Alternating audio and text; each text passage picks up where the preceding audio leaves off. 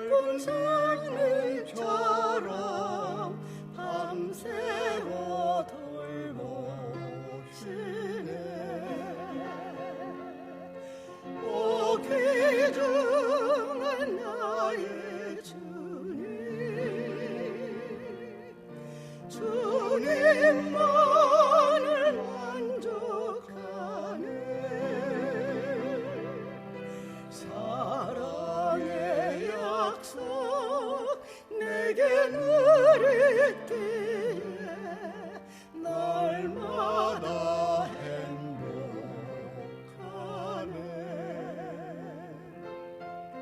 주님의 사랑 바다같이 깊게 내 곁에 늘 계시네. 주님의 사랑 예쁜 장미처럼 나날이 향기롭네.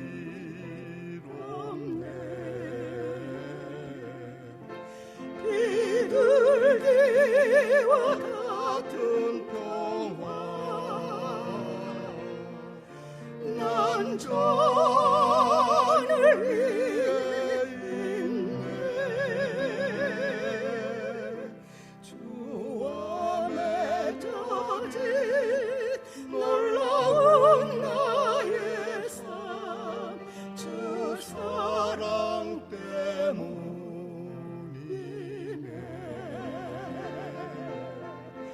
오 귀중한 나의 주님, 주님만을 만족하네. 사랑의 약속 내게 누리기에 날마다 행복하네.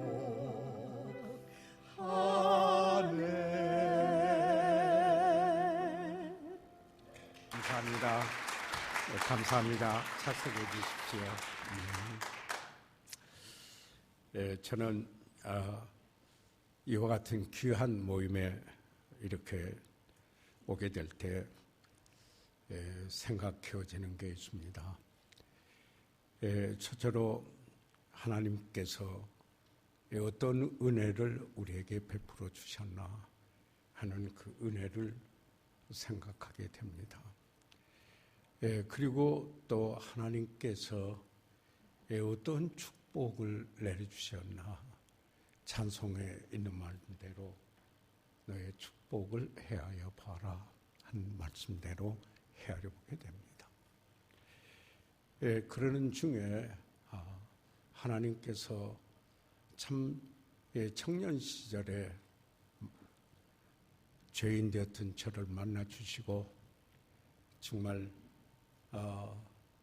그 놀라우신 하나님의 은혜로 인하여 믿음으로 예수 그리스도를 구주로 믿고 구원받아 하나님의 그 부르심에 따라서 내 젊은 시절에 계획했던 계획을 접어놓고 하나님의 뜻을 구하며 또 하나님의 부르심을 입어 그 사명을 가지고 교회를 개척하며 함께 했던 이것이 저에게는 가장 큰 생애 축복이었다는 생각을 해보게 됩니다. 그래서 먼저 하나님께 감사와 찬양을 드렸습니다.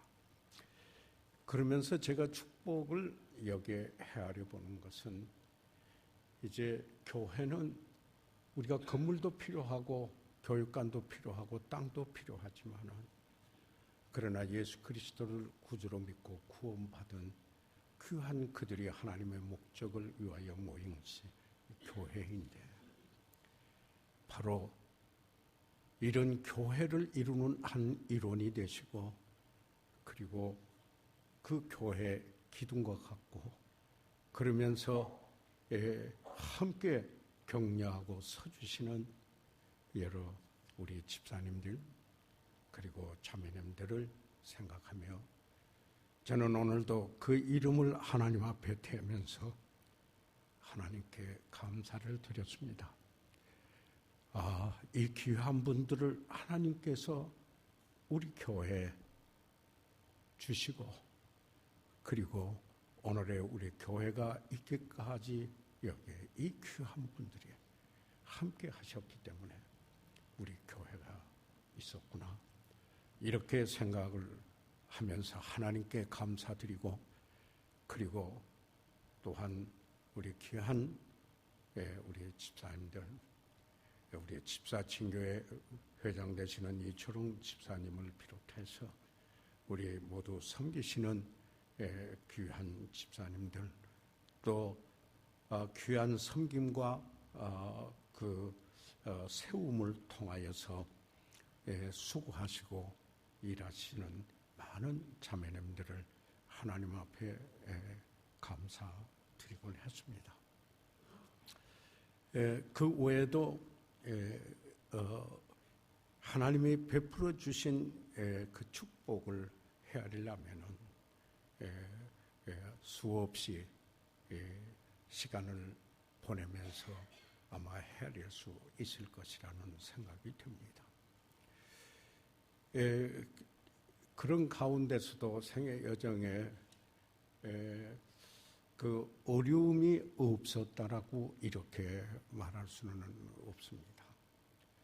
가장 어려운 때는 제 아들이 6살 때 예배당을 짓는 도중에 위에 올라가서 떨어져서 뇌 수술을 2번이나 해야 되는 그런 절박한 순간에 그때도 빅 박사님 집회를 위해서 준비하고 있는 바로 그때였습니다.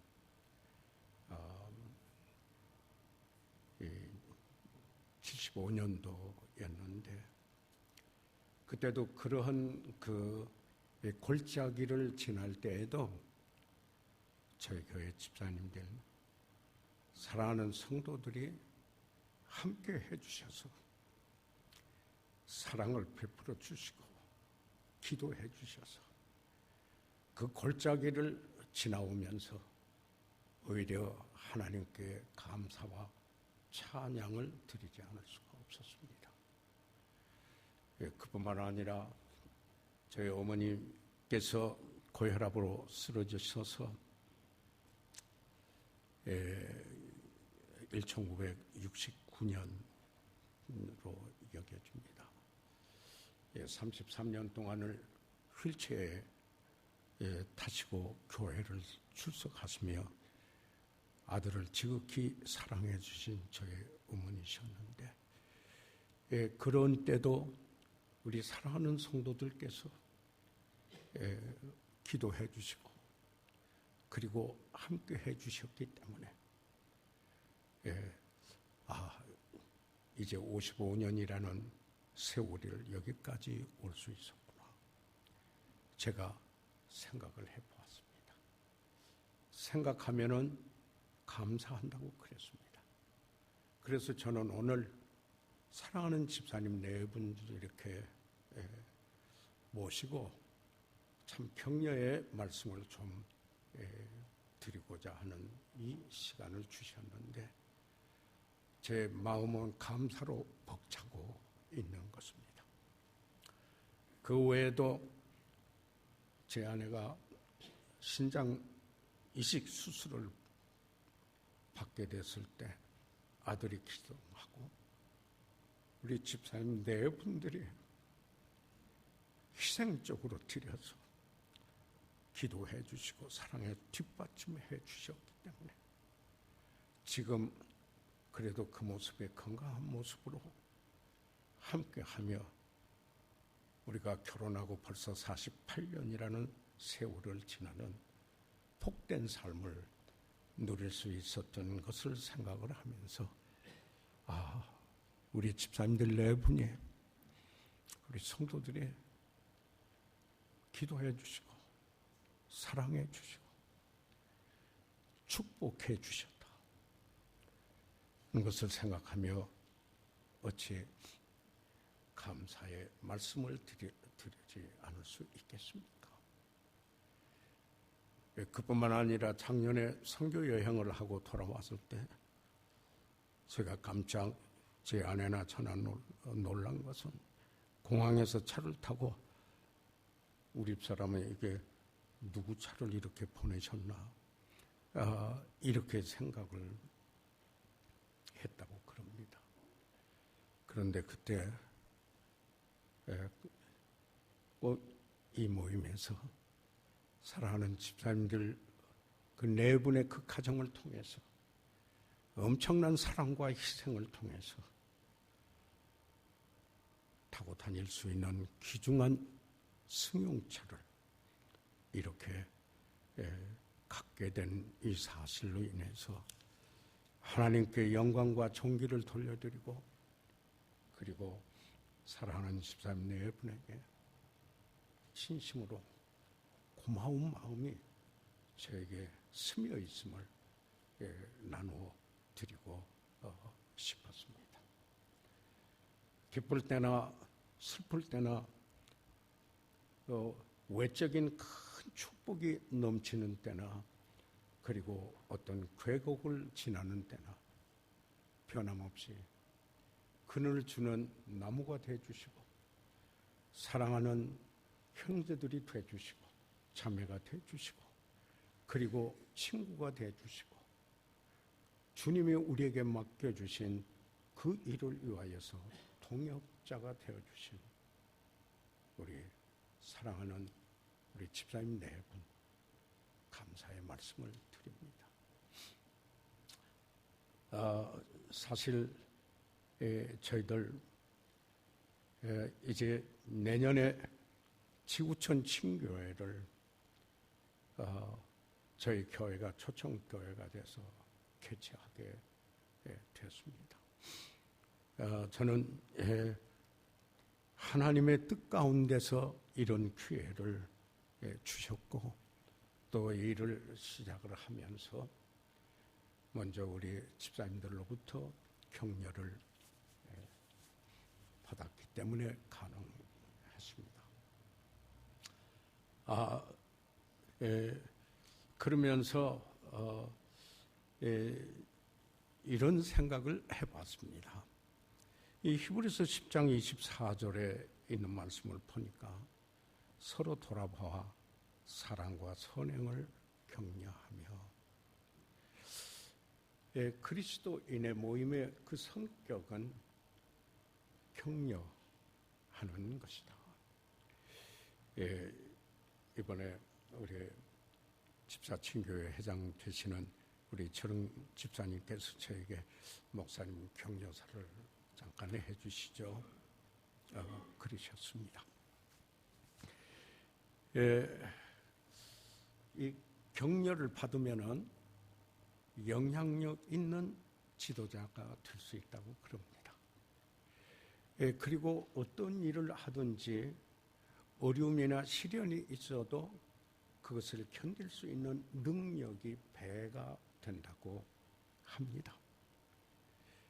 그래서 초대 그리스도인들은 그들의 모임의 성격이 격려하는 그런 그 모임이었었습니다.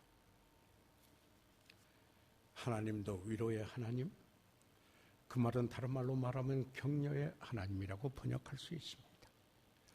우리가 예수 그리스도를 생각할 때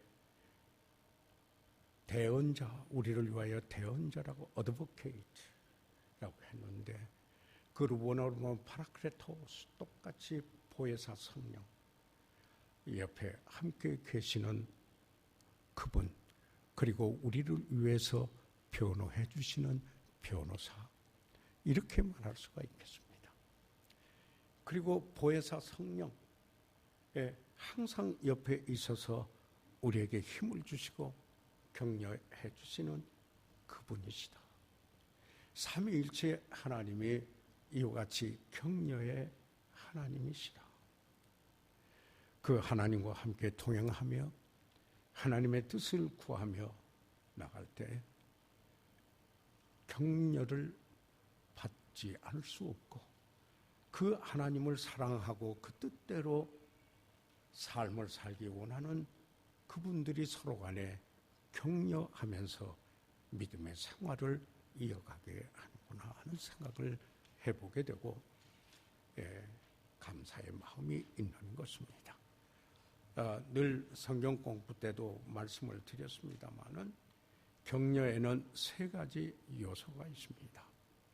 사람을 그를 인정하고 존중해 주는 것, appreciation.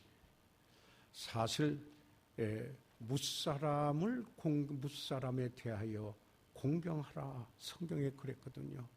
한 번도 소홀히 당하거나 한 번도 무시당하거나 그럴 분이 없다라는 것입니다. 성경에는 무사람에게 everybody, everyone 그분에게 존경하고 존중히 여기는 하나님의 형상대로 지음을 받은 여기에 피조물인 것을 여기에 볼 수 있어야 된다라고 생각을 했습니다. 그래서 이 격려에는 그 사람을 인정하고 존중해 주는 것, 이건 성경의 원리입니다. 그래서 그 전도할 때도 온유함과 두려움으로 하고 목회 서신에 그랬는데 거기에서 두려움으로 하고 하는 것은 with reverence 존중하면서 하고 이렇게 이야기를 말씀을 하고 있습니다. 이런 격려 속에 이것을 appreciation이라고 이렇게 이야기를 하죠.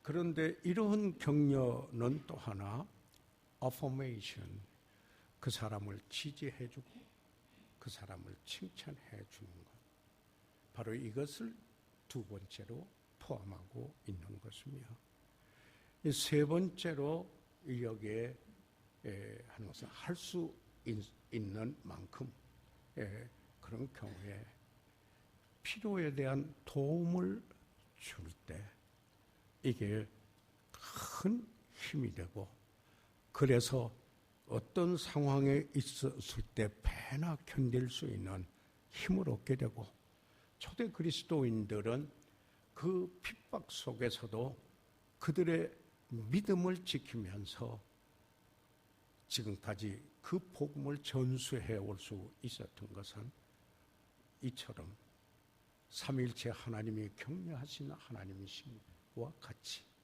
그리고 서로 격려하였기 때문이라고 생각을 합니다. 이런 격려를 할 때 저희들은 기도로 할 때 기도를 강구하는 것, 이게 격려의 중요한 요소입니다. 저는 오늘도 우리 집사님 네 분의 성함을 보면서 하나님 앞에 감사하고, 그리고 먼저 하나님 앞에 간구하였고, 정말 우리 집사님들을 축복하시고 지혜와 은혜와 권능으로 충만하고 오늘 이 시간에 복된 시간을 통해서 하나님이 영광 받으시고 서로 간에 세워지시고 그리고 교회가 세워지시도록 이렇게 기도했습니다. 여기에 우리가 기도하도록 성경에 우리는 격려받고 있을 뿐만 아니라 서로 사랑하도록 격려를 받고 있습니다.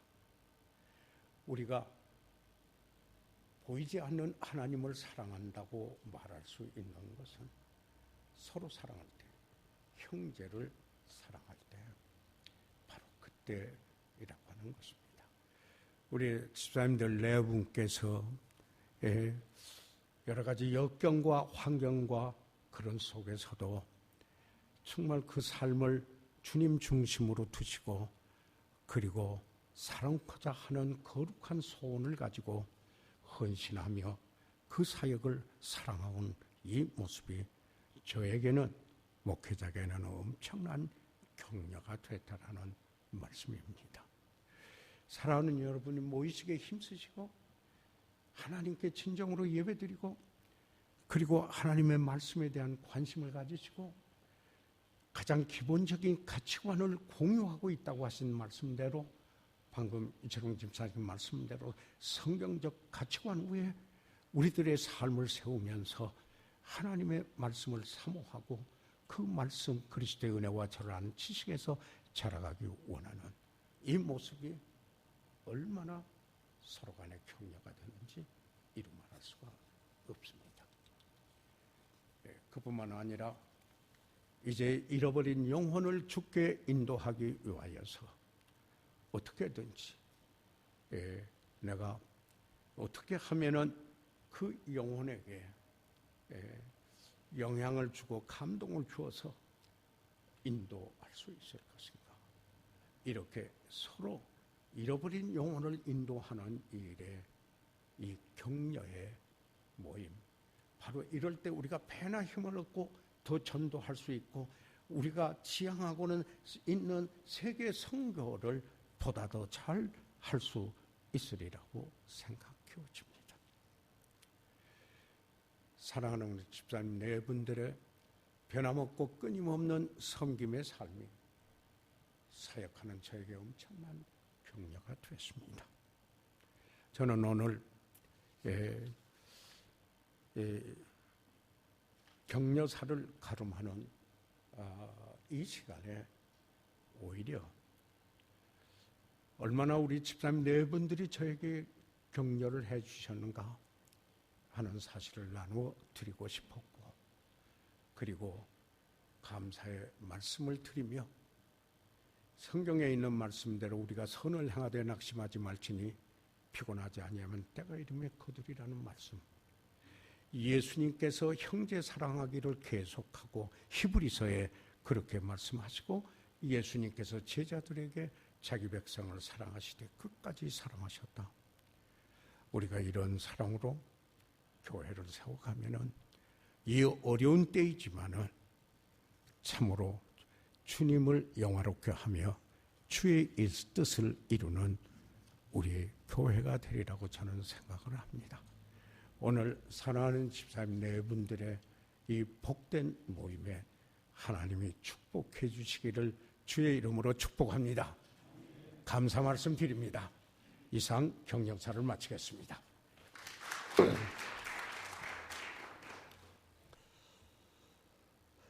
오늘 좀 드리려고 하는 말씀은 주제가 광고해 드린 대로 영향력 있는 삶에 대해서 좀 말씀을 드리고자 합니다. 이 말씀을 드리기 위해 제가 여러분들이 무슨 모르시는 지식을 제가 전한다고 생각은 할 수가 없고, 여러분들도 그렇게 생각은 안 해주실 거로 잘 알고 있습니다. 그래서 다만 저희들이 함께 얘기를 하고 생각을 좀 나누는 기회를 갖기 위해서 제가 이런 발제를 하게 됐다고 생각을 합니다. 오늘 여러분들도 잘 알고 계신 얘기지만 우리들의 구원으로부터 시작을 해가지고 우리가 집사로서 영향력을 발휘하는 삶을 살아야 되겠기에 그에 대한 나의 생각을 좀 발표를 해드리고 오후 시간에 또 여러분들의 반응을 좀 보는 시간을 가졌으면 하는 희망이 있습니다. 그러면 말씀을 좀 시작하겠는데요. 우리가 잘 아시다시피 구원을 받은 그 구원에 대해서 그걸 분석을 하면은 세 가지 요소를 포함하고 있습니다. 칭의, 성화, 영화인데 칭의는 우리가 구원받을 때 이미 끝나고 더 이상 완성이 됐기 때문에 우리에게 무슨 논할 가치가 있지 않다고 생각을 합니다. 그 다음에 우리는 성화를 하고 있고 우리 생명이 다 할 때까지 이거는 끝나질 않는 것입니다. 성화가 계속되다가 저희가 생명의 마지막을 맞이하겠죠. 그리고 데살로니가 4장 13절부터 있는 말씀이 있습니다. 13절에 시작해서 16절에 가면은 주의 호령과 천사장의 소리와 하나님의 나팔 소리로 주님께서 공중에 재림을 하신다고 합니다. 그때가 영화의 시작이 저희들한테 되는데 주 안에서 자는 자들이 먼저 일어나고 살아있는 자들도 다음에 하늘로 끌어올림을 받는다. 그때까지, 그 시간까지 저희들은 성화를 계속 할 겁니다. 그래서 우리들은 오늘 우리들의 얘기를 하기 위해서 성화에 대해서 얘기를 좀 하려고 합니다. 과연 영향력은 어디서 나오는가? 또 성화가 영향력의 기초가 된다고 하는데 그 성화가 뭘로부터 우리가 또 양분을 삼아서 성화를 해나갈 수 있는 건가? 그걸 좀 말씀을 드리려고 하고 있습니다. 먼저 설명을 위해서 김현태 목사님께 영상을 좀 부탁한 게 있습니다. 좀 보여주시면 좋겠어요. 이걸 설명하기 위해서 신영구 집사님 여기 아까 와 계셨죠? 나가셨습니까? 여기. 아니요. 제가 영어 단어 2개를 제시를 하려고 그래서 공자 앞에 문자 쓴다고 생각이 될까 해서 저 잠깐 말씀드렸습니다. 지금 인카네이션이라는 단어를 제시하는데요. 영어에 취미가 없으신 분은 신경을 영어 자체에 그렇게 쓰지 않으셔도 괜찮습니다. 한글로도 다 얘기를 하고 있고 한문도 필요하면 조금 쓰고 그랬기 때문에요. 다만 목사님이 근년에 설교를 하시면서 영어 중에 오늘 제가 제시하는 2가지 단어를 수도 없이 반복적으로 제시를 해 주셨기 때문에 제가 궁금증이 좀 생겨가지고 그 2가지 단어를 좀 추적을 좀 해봤습니다. 오래전에. 그 결과를 오늘 좀 소개를 해드리려고 하고 있습니다. 첫째 번에 인카네이션이라는 단어인데요. 인카네이션. 네이션의 액센트가 있습니다. 근데 이 단어는 사전에서 우선 찾아보려니까 여러분들이 갖고 계신 영어 사전도 그런지는 모르겠습니다. 내가 가지고 있는 사전은 단어들의 중요한 거는 저 별표가 3개 조그맣게 나와 있고 2개 나와 있고 하나 나와 있고 하나도 없는 단어들이 많이 있는데 이 단어를 보니까 별표가 하나도 없어요. 그럼에도 불구하고 목사님이 인카네이션 하고 강조를 하시길래 찾아봤더니 과연 놀라운 내용이 있더라고요. 그래서 그런 걸 좀 말씀을 좀 드려보려고 하고 있습니다. 두째 번 단어는요, 인테그로티라는 단어인데, 인테그로티. 나중에 설명이 되고 영상이 나오니까 그때 좀 자세히 보시기로 하십시오. 그 2가지 말씀을 중심으로 해서 우리들의 성화 또 그 다음에 결과적으로 영화. 목사님 아까 영향력이 있는 사람들은 격려를 해줘야 되고 그러면 또 힘을 많이 받는다고 아까 그러시대요. 여러분들이 그런 위치를 차지하고 계시고 이미 앞으로 더 큰 영향력을 미치기를 바라고 말씀을 좀 드리도록 하겠습니다. 김현태 목사님, 전체 영상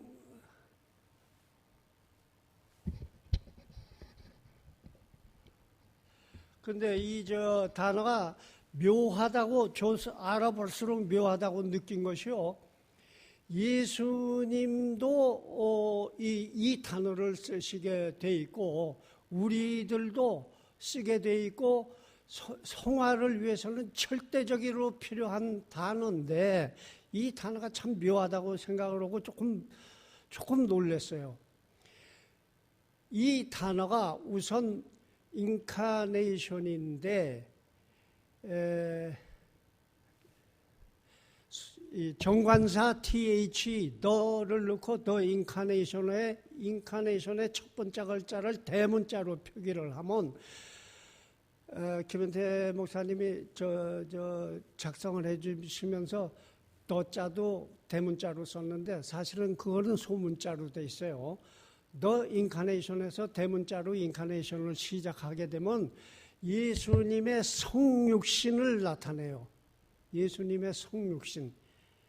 그게 인카네이션. 우리한테는 그렇게 중요하고 관련이 있는 단어인데 세상의 사전에서는 별표가 하나도 없더라고요. 그 점에 대해서도 나도 놀래고 한편 또 당연하다고 생각을 했어요. 세상 사람들한테는 별 그렇게 관련이 없고 중요하지가 않아서 그런 모양이에요. 근데 제가 놀란 부분은 뭐냐면 이 예수님의 성육신이나 우리가 성화하는 거, 성화를 위해서 우리도 육신의 변화를 가져야 돼요. 육화라고 번역이 돼 있어요. 한문으로 고기 육자에다가 변화라는 변자. 육화를 해야 돼요. 예수님은 육화를 기왕에 하셨어요. 2000년 전에. 우리는 아까 말씀드린 대로 죽을 때까지 육화를 하는 것이 우리들이 성화하고 있는 과정이 되는데 똑같은 단어를 쓰는데 내용에 들어가서는 정반대의 의미를 또 가지고 있어요. 그 점이 놀라웠더라고요. 무슨 얘기냐면 예수님은 성육신을 했을 때 하나님의 뜻으로 말씀이 육신이 되어 우리 가운데 거하심에 우리가 그 영광을 보니 하나님의 아들의 영광이요 은혜와 진리가 충만하더라. 이런 성경 요한복음 1장 14절에 말씀이 육신이 되는 게 성육신 아니겠습니까? 한문으로 육신을 입었다. 똑같은 의미인데 또 다른 거는 뭐냐? 예수님은 말씀이 육신이 됐는데 우리는 100번 죽었다 깨내도 말씀이 육신이 될 수가 없어요. 그러면 뭘로 성화를 하느냐? 우리는 같은 인카네이션이란 단어를 쓰되 체질화, 내면화, 구체화 이런 의미가 우리한테 적용이 되고 우리는 아까 예수님은 말씀이 육신이 되어 이렇게 하나님의 뜻으로 변화를 했는데 우리들은 육정, 혈통, 사람의 뜻으로 태어나게 된 사람들이에요. 그래서 우리가 또 구원을 받았어요. 그러니까 정반대의 의미도 포함하면서 같은 단어 카테고리에 속하고 있다는 점이 놀라웠어요. 다만 내가 영어를 주시하게 된 것이 그 서양 사람들은 분석적이고 참 정확하더라고요. 우리는 인카네이션이라고 그냥 쓰고 있는데 예수의 성육신을 얘기를 할 때는 정관사를 붙이고 대문자로 단어를 시작을 하더라고요. 그러면 더 인카네이션 대문자로 시작한 단어에 해당하는 사람은 아까 노영배 집사도 이제 저녁 예배 때 목사님 설교하신 얘기를 해주셨는데 이 양반이 그렇게 자주 이거를 써주시더라고요. 또 한 가지 구체적으로 지금 얘기가 들어가서 그러면 인카네이션이 우리들 삶의 구체화고 말씀의 구체화, 말씀의 내면화를 얘기를 하고 있는데 어떤 점에 전 사항에 대해서 우리가 구체화하고 내면화할 필요가 있느냐 이런 의문이 바로 제기가 됩니다. 성화를 위해서. 김현태 목사님 다음 화면 좀 보여주세요. 네, 전부 좀 보여주세요. 인테그리티라는 단어인데 이 단어를 찾아보니까 저 단어에서 놀랬던 논란보다 더 좀 놀란 점을 발견했어요. 뭐냐면 지금 화면에 보이고 있는데 첫 번째 뜻이 완전 무결이에요. 그러면 사람은 완전 무결할 수가 없어요. 아까 인카네이션이 예수님에 해당하는 단어를 그렇게 독단적으로 사용할 수 있는 해당하는 단어가 있고 인테그로티는 일반 단어인데 이 중에서 완전 무결이라는 단어가 있는데 이거는 완전 무결이라고 자주 쓰이지는 않아요. 그러면 그 외에 우리한테 해당하는 인테그리티의 뜻은 뭐냐? 정직, 성결, 고결 이런 단어가 있고 거기에서 파생돼서 진정성, 진실성, 신뢰성, 일관성, 언행일치 이러기 때문에 목사님이 그렇게 이 단어를 강조하셨어요. 여러분 진정성에 대해서 설교를 하시면서 인테그리티 뭐 하면서 인테그리티 이렇게 해서 인테그리티라는 단어가 뭐길래 저렇게 강조를 하시나 봤더니 과연 강조하실 만했어요. 성화에 전부 해당되는 표현들을 그렇게 자주 쓰셨던 거예요. 그래서 내가 두 단어를 동시에 생각하면서 놀랬던 것이 두 단어는 정관사를 쓰고 대문자로 시작한 인카네이션이나 그냥 인테그리티나 지난 수요일에 목사님이 설교 중에 딴 성경을 말씀하고 킨텍스 세계 선교대회를 설명하시면서 대한민국이 아니라 전 세계 인구가 지금 71억이라고 그날 발표를 하시더라고요. 그렇게 통계를 보셨다고. 지금 인구가 71억이라면 예수 인구의 전체 사람들을 살았던 사람들을 포함해서 보면 뭐 그거야 계산을 쉽게 할 수 없지만 몇 천억이 될 거예요. 몇 천억 인간 중에 그 두 단어를 쓸 수 있는 거는 예수밖에 없는 거예요. 그러니까 이게 참 보통 단어가 아니더라고요. 거기다가 인테그리티를 보니까 제일 처음에 완전 무결이라는 단어가 있고 그 아래로 아까 말씀드린 진정성, 진실성, 성실성 뭐 이런 단어가 쭉 나오고 언행일치, 일관성 이런 얘기가 나오더라고요. 그래서 왜 이런 말씀을 자세히 드리고 있느냐 하면요. 이것이 그 인카네이션이 육화의 의미가 있고 이 지금 나중 불러드린 제시해드린 단어는 이 하나님의 예수님의 성품이 광범위하게 나열이 된 단어예요. 그래서 우리가 성화를 하는 과정에서 무엇에 우리가 성화를 해야 되는지 그것이 인테그리티였고 어떻게 해야 우리가 성화에 이를 과정을 우리가 잘 지내는 건지 인카네이션의 과정이다. 이거 육화의 과정.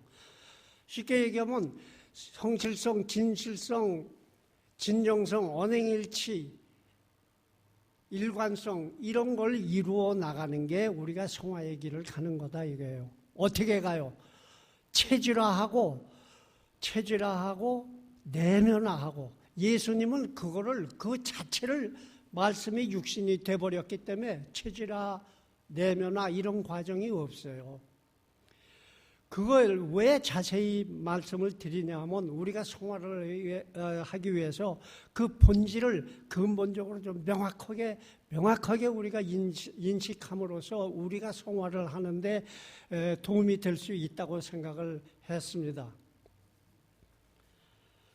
그래서 우리가 인테그리티로 시작을 해가지고 육화하는 과정을 거쳐서 성화가 돼가지고 성화된 사람의 일생이 남에게 영향력을 끼칠 수 있는 과정이라는 말씀을 지금 드리고 있습니다. 지금 기독교가 말이죠. 어느 언론기관에서 조사한 최근 통계인데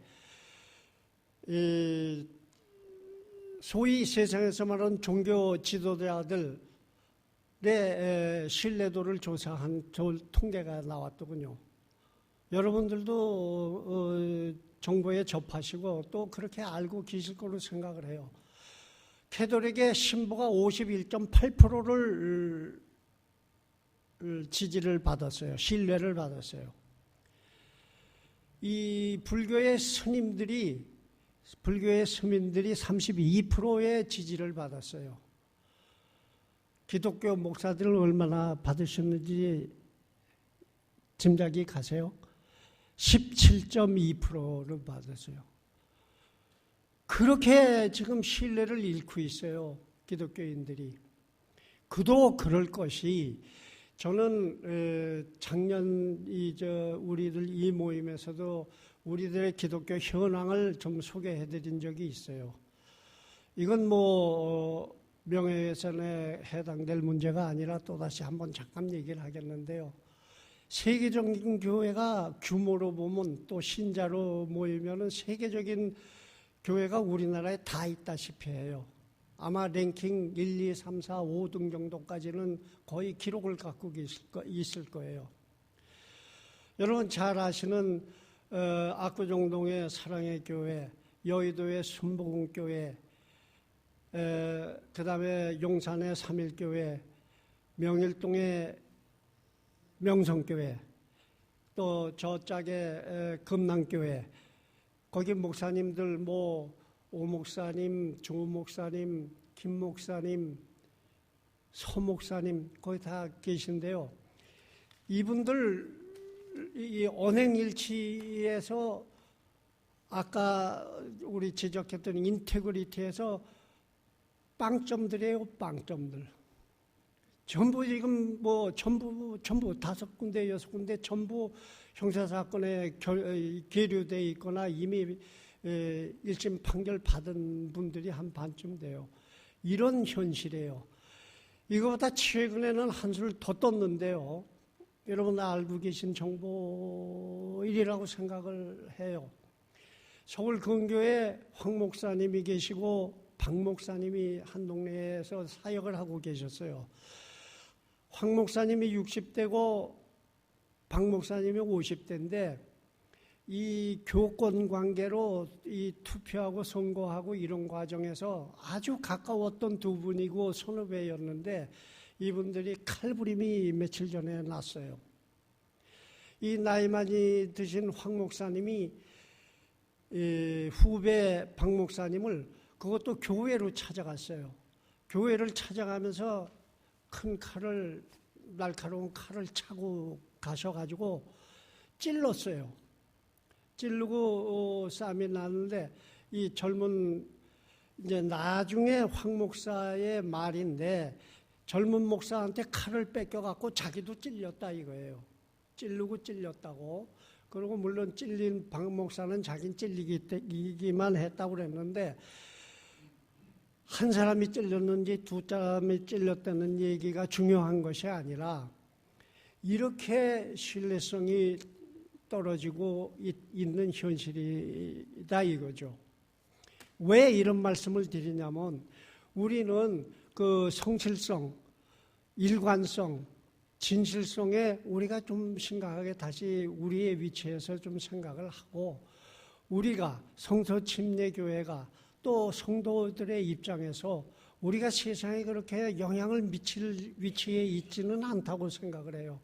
그러나 하나님 가리킴을 지키고 있다는 사람들이 세상에 있다는 자존심은 가져야 될 것 같아서 말씀을 드리고 있는 겁니다. 그 인테그리티에서 말하는 성실성은 뭐냐? 제가 이번에 노영배 집사 수고 많이 하셔가지고 종려나무가 발간이 되고 거기에 좀 얘기를 좀 써보라고 그래서 썼을 때 예레미야서에 대해서 우리에게 주는 교훈이 뭔가에 대해서 좀 쓴 적이 있는데요. 그때도 하나님을 믿는 사람들이 그렇게 생활이 엉망이었어요. 그걸 그 선지자 예레미야가 한탄을 그렇게 했어요. 그러면서 그분이 한 거에 예레미야 애가 3장 22절 23절에 나오죠. 주의 여호와의 자비와 긍휼이 무궁하심으로 우리가 진멸되지 아니하나이다. 이것이 아침마다 새로우니 주의 성실이 크도소이다. 이건 보통 예언이 아니라 제가 듣기에는 아주 탄식으로 들렸어요.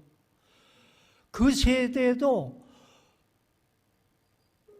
선지자, 제사장, 이 사람들이 아까 말씀드린 오늘날 우리 서울의 대한민국의 세계적인 회사의 지도자들 같이 똑같이 부패하고 타락했을 때예요. 과부와 고아의 억울함을 외면하고 돈을 받고 재판을 해줘서 저희들은 얼굴에 기름기가 뜨고 배에 살이 쪘다고 했어요. 예레미야서에 나오는 장면들이에요. 그 가운데서도 예레미야 선지자가 하나님의 긍휼하심을 보고 얘기해 주신 게 조금 아까 얘기한 예레미야 애가 3장 22절 23절의 성실함 그게 인테그리티였다, 이 말씀을 지금 드리는 겁니다. 그리고 하나님의 일관성, 예수님의 일관성에 대해서도 제가 처음 믿기 시작해서 소시적에 40에 믿었으니까 나이로야 40이 넘었지만 초창기에 그때부터 잊지 못할 구절이 있어요.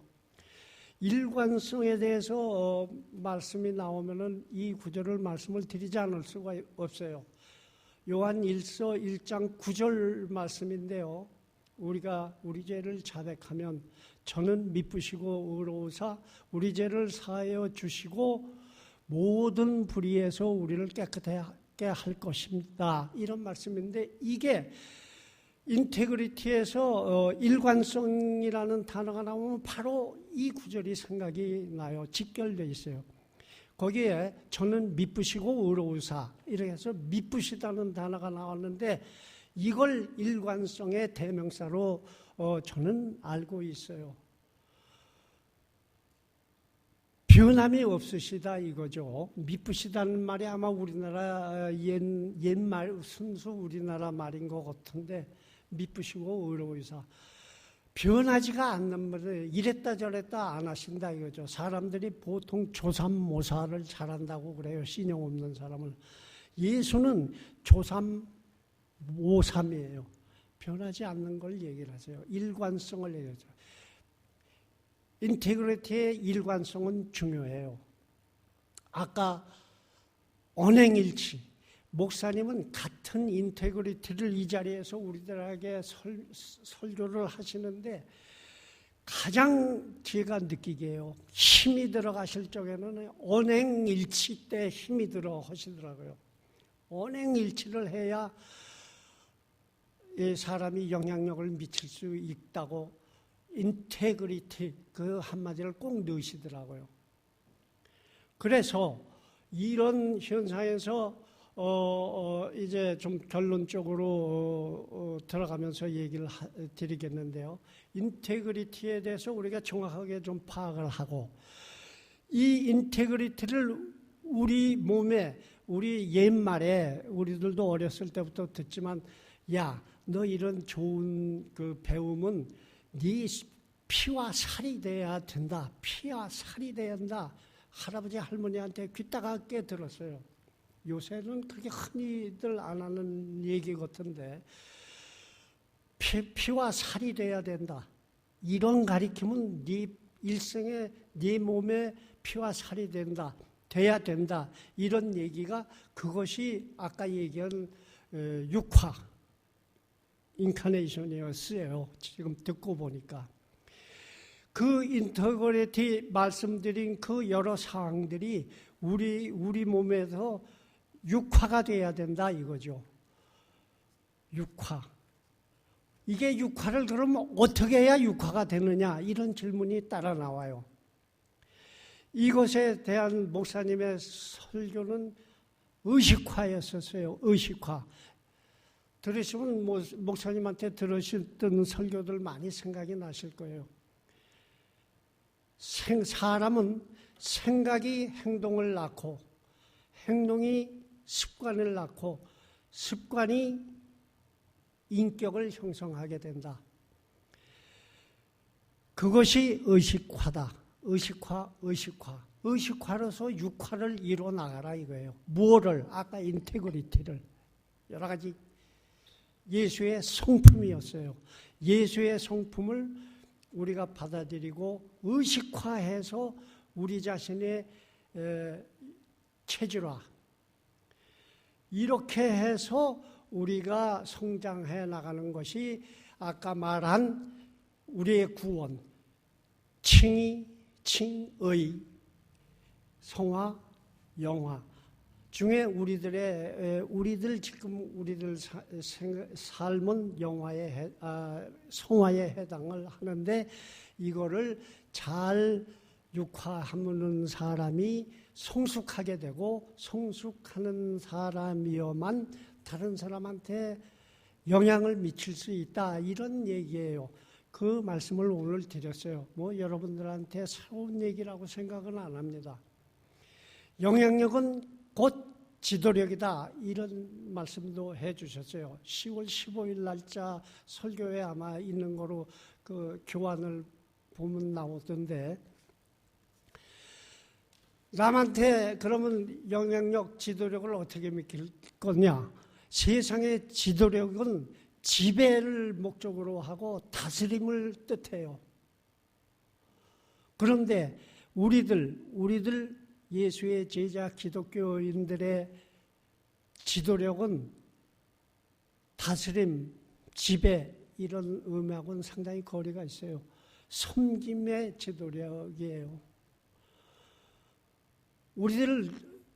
우리가 먼저 성장했다고 후진들한테 다스릴 생각은 사실 안 해요. 우리들 그렇게는 안 해요. 섬기는 마음을 가지고 교제를 시작하고 둘째 번에 우리들의 지도력, 영향력에 행사된 중요한 대상은 복음전도예요. 복음전도. 우리 가르쳐주잖아요. 복음전하잖아요.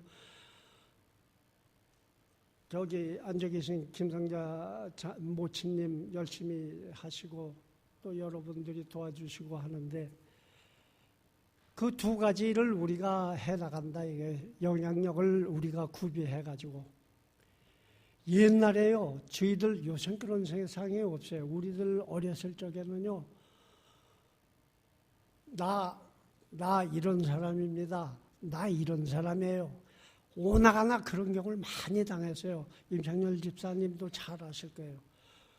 그때는 뭐 중앙정보부, 보안사, 뭐 치안본부가 아니에요. 그때는 치안국이에요. 이런 데 있는 신분증 가짜로 만들어가지고 나 이런 사람입니다. 이러면 상당히 통하던 시절도 있어요.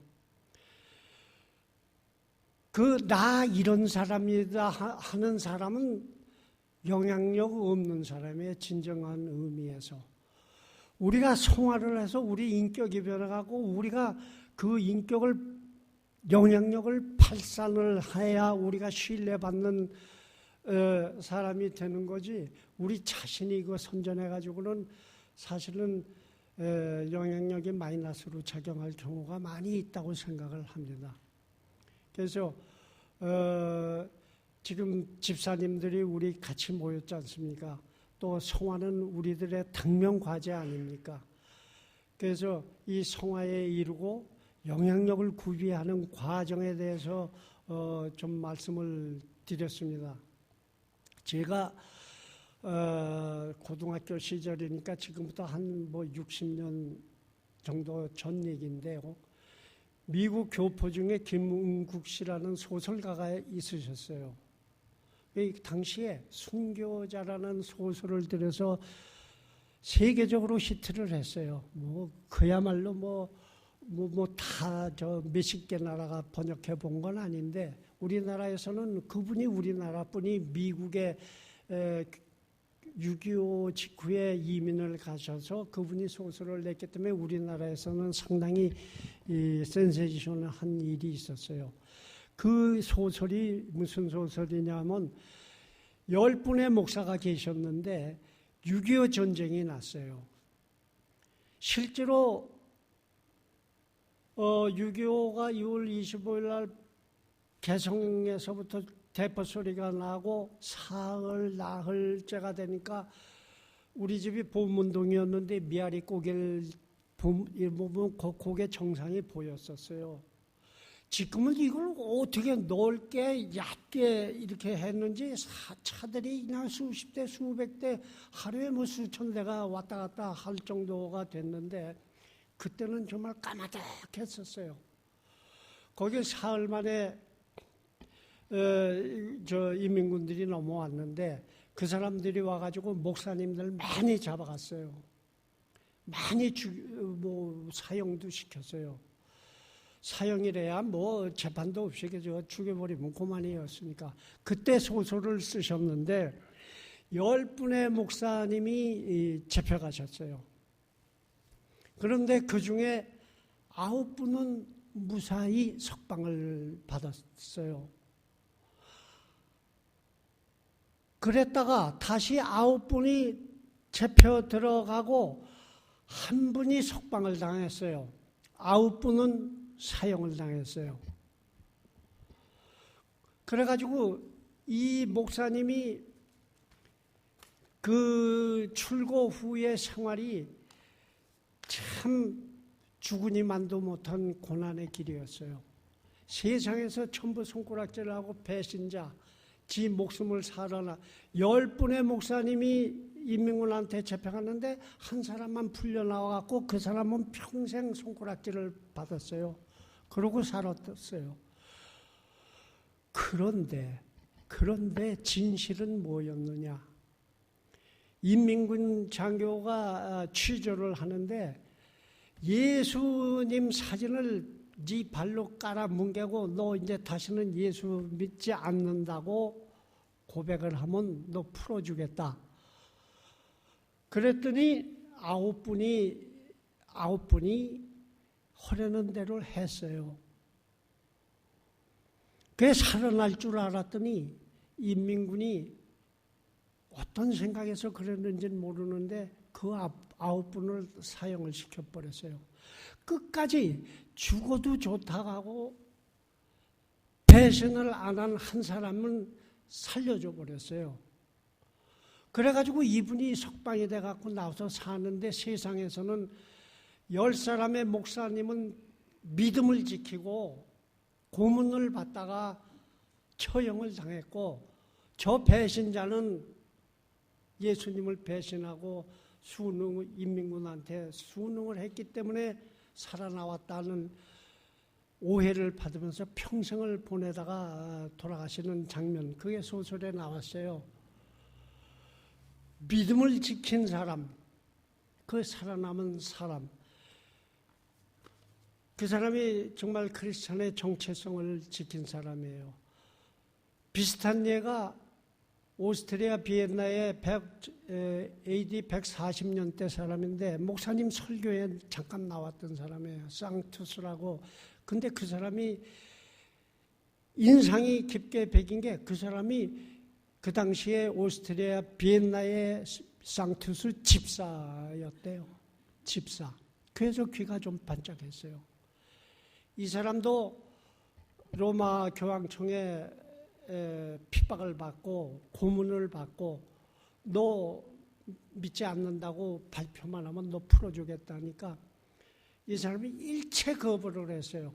네 이름이 뭐냐 그러면 나는 크리스찬입니다. 너 직업이 뭐야? 나는 크리스찬입니다. 몇 살이야? 나는 크리스찬입니다. 나는 크리스찬입니다. 그 외에는 한 게 없어요. 죽을 때까지. 그런 신념을 가진 사람들이 있어요. 그래서 화형을 당하고 말았어요, 그 사람. 그 화형 말씀을 목사님 하시면서 얀 후스에 대해서 잠깐 또 말씀을 하셨어요. 체코슬로바키아 프라하의 국립대학 총장으로 당시에 있었는데 이 사람은 1세기 후에 마틴 루터의 종교개혁에 지대한 영향을 미쳤던 사람이에요. 이 사람도 그 믿음을 지키기 위해서 장작더미에 기름을 붓고 그 위에다가 태워 죽인 사람이에요. 집사람이 몇 년 전에 체코슬로바키아 그 단체 여행을 다녀오고 저는 안 갔습니다만 프라하 거리에 얀 후스의 동상이 크게 있더래요. 아무도 아는 사람도 없고 안내자도 설명도 안 해주더라고 그래요. 그 사람에 대해서. 그렇게 무명으로 돌아간 분, 아까 김은국 씨 소설에 나온 살아남은 목사님, 그 믿음을 지키고 그 고난을 참고 오해를 받고 그러고 죽은 사람들의 얘기가 있어요.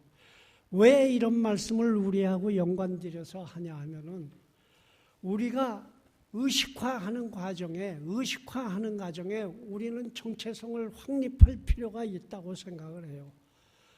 우리는 크리스찬이에요. 저 개인적인 고백입니다만 크리스찬 중에 성서 침례교 성도예요. 그리고 불광동 성서 침례교회의 회원이에요. 물론 근본적으로는 예수님의 제자예요.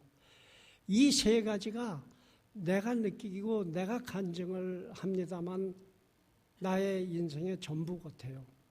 나도 40살까지는 예수를 몰랐어요. 거짓말 안 하고 아침에 출근하면 빨리빨리 오후 5시면 퇴근해서 누구누구를 만나서 어디를 갈까 거의 그런 생활밖에 할지를 몰랐어요. 정말. 예수를 만났고 그리고 그 내가 믿음을 가진 후에 이 성서 침례교회라는 성서 침례교회 너무나 참 친밀하고 아름답고 귀해요. 요새 사람들 얘기대로 아주 쿨한 걸 저는 느껴요. 아까 그 황 목사, 박 목사 말씀을 드렸는데요. 그분들 경력을 보니까 장로교 목사님이에요. 내가 알기로는 장로교에도 예장이 있고 기장이 있어요. 많이들 아시겠죠? 예장이 복음적인 파예요. 그 예수교 장로, 기독교 장로 두 파가 있고 예수교 장로 중에도 합동파가 있고 통합파가 있어요. 합동파가 더 복음적인 대로 세상에 다 알려져 있어요. 이 두 목사님, 황 목사, 박 목사가 장로교 목사님이시고 예장파고 합동파예요. 그래서 그 목사가 아니고 엉터리 목사고 가짜 목사니까 그런 짓을 했지 않겠냐 그렇게 생각했는데 그렇게 생각할 수가 없더라고요. 장로교 제일 큰 그 교파고 예장이고 합동파고 거기에 또 노회 회장까지 한 분이래요. 홍 목사님이. 그 목사였는데 아마 이게 제 생각이에요. 크리스찬은 크리스찬인 것 같다고 믿을 수밖에 없다고 생각을 해요. 그러면 뭐냐? 인테그리티가 빵점짜리들이다 이거예요. 자신도 관리를 못한 사람들이 무슨 영향력을 생각을 할 수 있겠습니까? 오히려 예수 얼굴에 참 흑칠을 하고 사는 사람들이에요. 겸해서 성서 침례교 성도들, 우리들 집사님들인데 비교하자는 얘기가 아니고 아까도 말씀드렸습니다. 우리들이 어떤 무슨 큰 영향을 세상에 주겠습니까? 그래도 아까 10명 중에 죽었다가 산 사람의 생활을 봐도 믿음은 지켰지 않습니까? 믿음은 지켰지 않습니까? 우리들도 이 소수의 제자들이지만 이 믿음을 지켜야 할 것이 우리들의 근본적인 책무 같아요. 저 얘기를 드렸습니다만 저도 어찌 예수님을 믿게 됐고 알고 보니까 뭐 성서 침례교회를 선택해서 간 것도 아니고 성서 침례교회 성도가 됐고 불광동 성서 침례교회 회원이 됐고 내가 원해서 된 일은 하나도 없어요. 그 하나님께 은혜로 생각하고 감사드리는 게 그걸 감사를 드리고 있어요. 그리고 변치 않는 믿음을 갖고 싶어요. 아까 옛날 얘기를 드렸는데 마지막으로 이 얘기만 드리고 끝을 내도록 하겠어요. 6.25 때 제가 11살 때였었어요. 아까 말하고 6.25 전쟁이 터지니까 사흘 만에 미아리 고개를 넘어 들어오더라고요. 인민군들이. 우리는 바로 동남동에 살았기 때문에 바로 그 아래에서 제일 먼저 인민군들을 만나게 됐는데 이 사람들이 서울을 점령하고 뭐 거의 대구 지나서 낙동강까지 내려가니까 이 짝은 매일 아침 조회를 하더라고요. 인민위원회에서 조회를 해요. 그러니까 어른 아들 박정희 집사님은 그때 뭐 훨씬 저보다 위시니까 잘 아시고 더 뭐 불려다니고 그랬을 것 같아요. 매일 나가서 전 공산주의 정말 싫어해요. 좋아할 수가 없어요. 지금 IS니 뭐니 그렇게 난리들을 치고 그러는데요. 그런데 매일 조회에 높이 들어라 붉은 깃발을 그 밑에서 맹세하리라 비겁한 자여 갈 테면 가라 우리들은 붉은 깃발 지킨다 이런 노래를 매일매일 했어요. 그게 여태까지 기억이 나. 내가 언제부턴가 어제 오늘 얘기 안 해요. 그걸 개작을 했어요.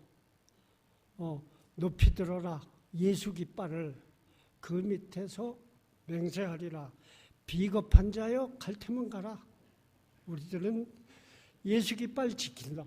아니 그게 내 정말 정신에.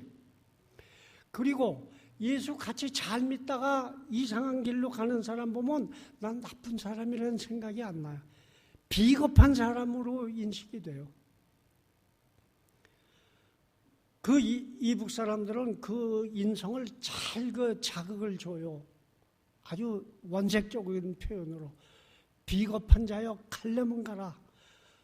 나는 예수 깃발 지킨다. 그 사람들 예수 아니지만 그래서 우리 집사님들 내가 여러분들 일해 주십사 이런 말씀은 감히 못 드리겠어요.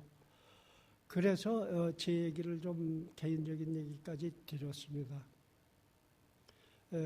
그래서 이 교회를 좀 지켜주시고 40대 집사 우리 교회에 5-6분이 있는데 잠깐 일어서 봐. 오늘 김홍기 집사를 또 최현일 집사 어디 계세요? 집사 모임 장년부 모임에 이 두 분들을 적극적으로 좀 초청을 했고 좀 앞장서주고 우리 교회 40대 핵이 좀 돼주십사 하고 부탁을 하고 같이 좀 교제를 하고 있습니다. 그래서 오늘 또 이 집사 모임에 오시고 그래서 계획기도까지 좀 부탁을 드리고 좀 했습니다. 잘 부탁합니다. 그리고 여러분들 저 들어주셔서 아주 감사합니다.